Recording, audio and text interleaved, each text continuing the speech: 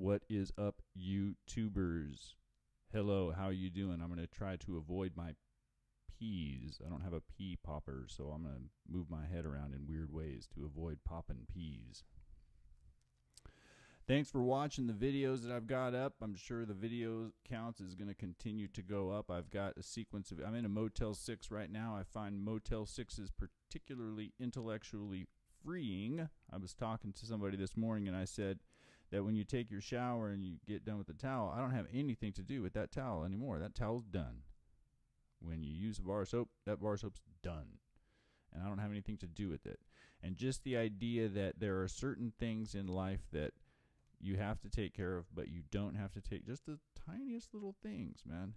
And it frees up your brain. So I've got some videos coming up. So I got a couple of big important things to shout out just to the world. Since people are watching these videos, I got to shout them out.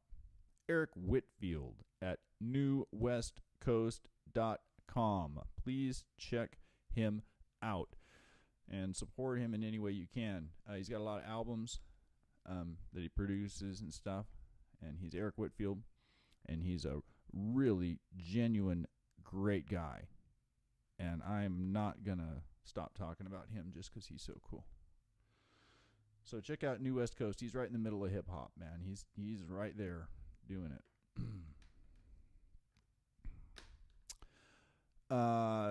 Thank you, FDR Liberated. Thank you very much for your support, FDR Liberated. I appreciate it. On a related note to that, thank you, True Shibes. Though I've never met you, you are doing all of us a service by being who you are and what you have done and what you're engaged in. And if you don't know about that, just look up those terms. Look up FDR Liberated and look up what they're about. Look up True Shibes and how she is helping everyone on planet Earth. I'd like to encourage, just so you know what I'm about, I want to make some other videos. I got another video coming up here. I just thought about doing it. It's such a cool idea. And I'm going to do it. I'm going to analyze the GOP debates. I'm going to watch the GOP debates. And then I am going to make a YouTube video and post it shortly. And so I'm here at this Motel 6. And so I kind of think about this as the Motel 6 tapes. I'm going to make like 6 or 7 tapes. 6 or 7, 9, 10. I got an international audience. And I got a blue microphone, which means you need to get out of my way. If I wanted to, I could use this Live Scribe 3 Pro Edition pen, and I could write into the notebook here, and on this GOP presidential debate I could just write it up in handwriting and post it directly to my website in handwritten form. You could have my handwritten notes if I were so inclined, but instead I'm going to use Apple's wonderful technology that they provide with you out of the box. And I'm going to use this microphone to voice recognition software myself into oblivion, analyzing the GOP debate. And it's all going to be posted on my website. But I just love this idea, this LiveScribe pen, that I could write in handwriting my analysis of the GOP debate. I could push just like one button, maybe two. What I wrote with my handwriting posts directly onto the internet. And then if you wanted to read... I can't believe it. So we got an excellent political season coming up because of the political process. So I suspect I'm going to be able to use this pen quite effectively in the coming months. That's to say nothing of the Honorable Scalia's death. I'm genuinely saddened by it. Man, I have become a Scaliaist just in his passing. I told someone 2 days ago, I was talking to him, and I said, I don't know, it's going to take a week or so, but we're going to find out in about a week. But I think that Scalia's passing has fundamentally changed my brain. Fundamentally changed my brain. It just changed the way that I look at absolutely everything. Judge Scalia's passing. Because how could he be wrong?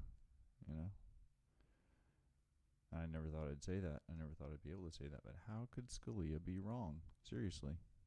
Look at the world. How could Scalia be wrong?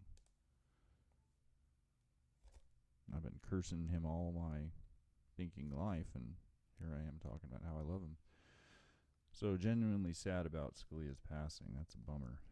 Been listening to Lana Del Rey, Young and Beautiful.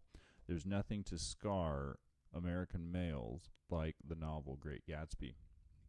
I think we would have many more successful people on planet Earth if that book had never been written. But don't we love that book, right? Great movie. Listening to that. Check out BBC In Our Time podcasts. Check out all of them, please. Everybody in America. Everybody on planet Earth. I'm writing 4 books. I'm only going to talk about one of them. The first one I'm going to write, right? Important book, Elements of Poinsett Topology, John D. Baum. This is what I'm about. Check it out. Mansur Olson, Logic of Collective Action. This is what I'm about. Check it out. And the biggie, John Maynard Keynes's General Theory of Employment, Interest, and Money. This is what I'm about. Check it out. On just a final note, right-wingism generally. The reason why I'm going after this book, Keynes, is not for the right-wing reasons. I think Keynes is a great guy, smartest guy on the planet Earth. Can't stand Austrian economics. And the reason why Molyneux and Schiff and all those guys are so important is you get the ideas out there, and they at least, especially in the case of Schiff, I mean, he pretty unapologetically just comes out and says what a right wing would say. And it's a tactic that I like to use in arguing personally as much as I can. And it takes a lot of practice. Maybe it's something you can do and incorporate it into your interactions with human beings to get them to say the most ridiculous things that even they wouldn't agree with. Like I had one guy saying that, you know, it's like the whole idea when some guy says slavery isn't bad. Well, slavery wasn't that bad. You can really, if someone's a racist, you can find a way in just a natural conversational way. If someone was a racist, you can get that person to say, oh, you know, racism or slavery, it wasn't that bad. Racism, it's not that big of a deal. And then you can get them to say the most atrocious things, and you can see oftentimes the switch will happen in their eyes. They'll be like, did I just say what I just said? And I'm sitting across from them saying, yeah, you just said that. So it's an interesting way to go about defeating other people in arguments, man. It's all about arguments, man. Arguing's like jujitsu. I don't want to connect up with Joe Rogan because I love that guy too much, man. Don't even know the dude. Gosh darn it, he saved my life. Just having a microphone and talking about stuff that needs to be talked about. And I'm not cussing because I don't want to get my channel banned. So watch out for the new videos. I got some new videos coming up. Obviously, I've got some viewers now, so I'm really happy. Shout out to FDR Liberated. Thank you very much for helping me out. True Shibes, thank you very much for guaranteeing that I'm not going to... Well, not guaranteeing that I'm not going to get sued, but making it easier that I'm not going to get sued. And completely unrelated to any and everything that I've talked about on this video is just go check out Eric Whitfield, newwestcoast.com. Great guy, right in the middle of everything that's happening in hip-hop. And he's been right in the middle of it for a couple of while now. He's got a lot of albums. He's just really helping. He's just helping a lot of artists, a lot of people. So newwestcoast.com. I'll provide a link on this video. Watch out for my GOP debate coming up soon. Peace out, Joe.